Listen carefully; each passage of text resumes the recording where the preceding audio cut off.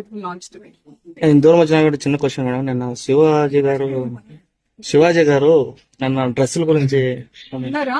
అవును దానిపై డ్రెస్సెస్ అనేవి చాలా పర్సనల్, అంటే ఇట్స్ ఫ్యాషన్. ఎవరికి ఏది నప్పితే అది వేసుకోవాలి. ఆయన దృష్టిలో ఆయన ఇన్సెక్యూరిటీ ఉన్నట్టుంది, ఆయన ఎలా కనిపిస్తాడు, అందుకే అలాంటి రెస్ట్రిక్షన్స్ అంతా ఉన్నట్టున్నాయి. ఎవరి ఇష్టం వాళ్ళది. ఇప్పుడు ఆయన చెప్పినంత మాత్రాన మనందరం వింటామా? అది వాళ్ళకే ఉంటుంది. But I personal feel dressing అనేది ఇట్స్ సమ్వన్స్ పర్సనల్. తిండి, బట్ట ఇవన్నీ మనకు నచ్చినట్టే ఉండాలి కదా. మన కంఫర్ట్, మన ఇష్టం. మీకు నచ్చకుండా నేను బలవంతంగా పప్పన్నం పెడితే మీకేమో మీకు బిర్యానీ కావాలని ఉంటుంది. అలాంటిది it's personal. It's unfortunate that ఆయన ఐ ఫీల్స్ అంటే నేను సింపథైజ్ చేస్తున్నాను ఆయన్ని, దట్ ఆ మైండ్ సెట్ పాపింగ్. ఓకే, ఎందుకంటే మళ్ళీ ఏ ఫిల్మ్ ప్రస్తుతం అయితే షూటింగ్ స్టార్ట్ అవ్వాల్సిన సినిమాలు ఫిబ్రవరి తర్వాతే ఉన్నాయి.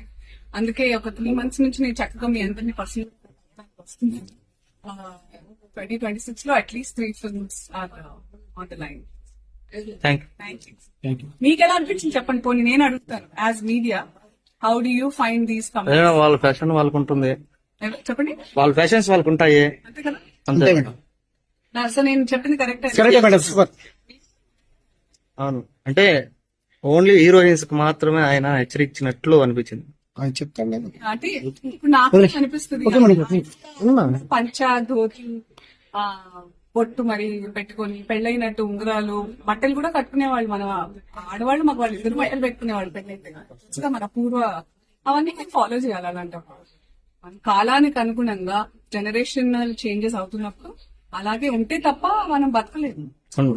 ఒకప్పుడు చాలా చెట్లుండి చాలా చలిగా ఉండేది, ఇప్పుడు అలా లేదు. కాబట్టి మనం ఇంకా ఏం లేదు, మాట్లాడుకుంటూ పోతే వితండవాద గోల్డ్ అంతుంటాయి. కాకపోతే